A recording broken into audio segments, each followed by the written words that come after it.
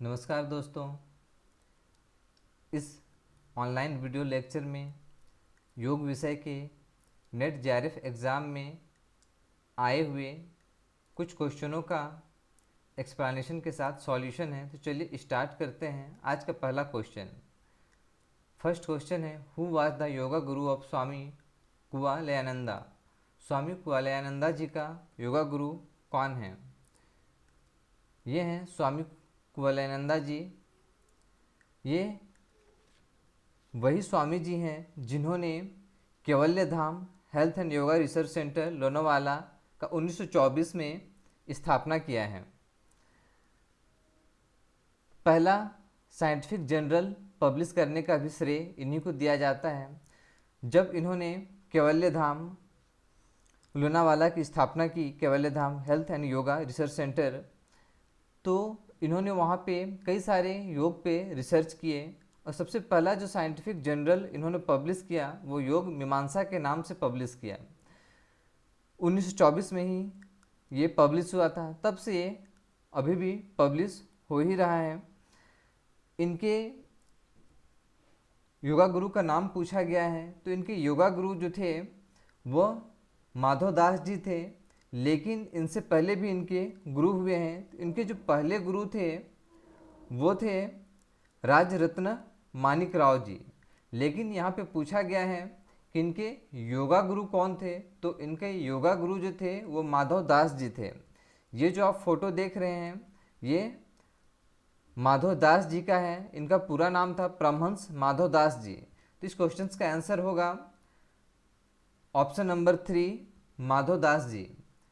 Next question है, how many asana are described in Siddha Siddhanta पद्धति। सिद्ध सिद्धांत पद्धति में कितने आसनों का वर्णन किया गया है? सिद्ध सिद्धांत पद्धति जिसे योगी गोरखनाथ जी ने लिखा है, तो सिद्ध सिद्धांत पद्धति की द्वितीय अध्याय में, द्वितीय अध्याय जिसे इसमें पिंड विचार कहा गया है, उसमें आसनों का वर्णन मिलता है। तो द्वितीय अध्याय पिंड विचार में यदि हम श्लोक नंबर 34 पढ़ें तो उसमें आसन का वर्णन मिलता है। इसमें 3 आसनों का वर्णन मिलता है। पहला है स्वस्तिकासन, दूसरा है पद्मासन और तीसरा है सिद्धासन। स्वस्तिकासन, पद्मासन और सिद्धासन, इन 3 आसनों का वर्णन, इन 3 ही आसनों का वर्णन सिद्ध सिद्धांत पद्धति में योगी गोरखनाथ जी ने किया है। इस क्वेश्चन का आंसर होगा ऑप्शन नंबर 2, आसनों की संख्या है 3। नेक्स्ट क्वेश्चन है, the largest gland in human body is. मनुष्य के शरीर में सबसे बड़ा ग्लैंड कौन सा है? कई बार क्वेश्चन ये पूछ दिया जाता है कि मनुष्य के शरीर में, यहाँ पे पूछा गया है लार्जेस्ट ग्लैंड कौन सा है। कई बार पूछ दिया जाता है कि लार्जेस्ट ऑर्गन कौन सा है। तो इस पर कन्फ्यूज ना हो, जो मनुष्य के शरीर में लार्जेस्ट ऑर्गन है वह है स्किन। कई बार क्वेश्चन ये भी पूछता है कि लार्जेस्ट एक्सटर्नल ऑर्गन कौन सा है। तो या तो क्वेश्चन पूछे लार्जेस्ट एक्सटर्नल ऑर्गन या फिर लार्जेस्ट ऑर्गन, तो आंसर हमारा होगा स्किन। लेकिन यदि क्वेश्चन पूछता है कि लार्जेस्ट ग्लैंड कौन सा है, तो फिर आंसर हो जाएगा लीवर। मनुष्य के शरीर का लार्जेस्ट ग्लैंड है लीवर। और कई बार क्वेश्चन ये पूछ दिया जाता है कि मनुष्य के शरीर का लार्जेस्ट इंटरनल ऑर्गन। यहाँ पे ध्यान रखने वाली बात है कि मनुष्य के शरीर के लार्जेस्ट इंटरनल ऑर्गन कौन सा। यहाँ पे हम बात किए एक्सटर्नल ऑर्गन का, अब यहाँ हम बात कर रहे हैं मनुष्य के शरीर के इंटरनल ऑर्गन का। लार्जेस्ट इंटरनल ऑर्गन कौन सा है? तो यहाँ पे भी लार्जेस्ट इंटरनल ऑर्गन में लीवर ही होगा विथ मास। यदि मास के अकॉर्डिंग हम देखें तो लार्जेस्ट इंटरनल ऑर्गन या फिर लार्जेस्ट ग्लैंड, दोनों लीवर ही होगा। इसका मास होता है 1.6 किलोग्राम। तो इस क्वेश्चन का आंसर हो जाएगा लीवर। बढ़ते हैं नेक्स्ट क्वेश्चन की ओर, which type of personality is describe by the Kretschmer. ये जर्मन साइकेट्रिस्ट थे। यहाँ पे आप देख सकते हैं इनका फिगर। जर्मन के साइकेट्रिस्ट थे। इन्होंने 4 टाइप की पर्सनालिटी का वर्णन किया है। मनुष्य के व्यक्तित्व को 4 प्रकार में डिवाइड किया है। पहला जो ये प्रकार बताते हैं वो बताते हैं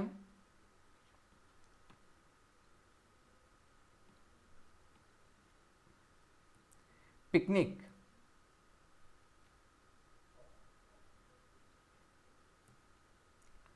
जिसे हिंदी में स्थूलकाय कहा जाता है। दूसरा स्थैनिक, एस्थेनिक, जिसे क्रिसकाय कहा जाता है। तीसरा एथलेटिक, जिसे पुष्टकाय कहा जाता है। और चौथा डैश प्लास्टिक,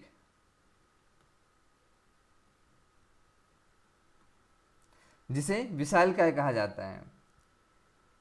पिकनिक पर्सनालिटी में मोटे तथा नाटे लोगों को इन्होंने रखा है।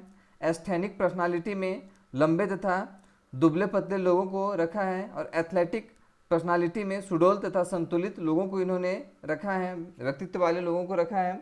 और डैश प्लास्टिक में इन्होंने स्थूलकाय तथा क्रिसकाय, मतलब कि पैकनिक तथा एस्थेनिक दोनों के व्यक्तित्व को मिला के डैश प्लास्टिक इन्होंने बताया है, मतलब कि लंबे तथा मोटे। यदि कोई ऐसा पर्सनालिटी का व्यक्ति है जो लंबा भी है और मोटा भी है तो उसे इन्होंने विशालकाय कहा है, डैश प्लास्टिक कहा है। तो चार प्रकार के पर्सनालिटी को डिस्क्राइब जो है क्रिस्मर जी ने किया है। इनका पूरा नाम था इर्नेस्ट क्रिस्मर। तो इस क्वेश्चन का आंसर हो जाएगा ऑप्शन नंबर 3 टेक्निक।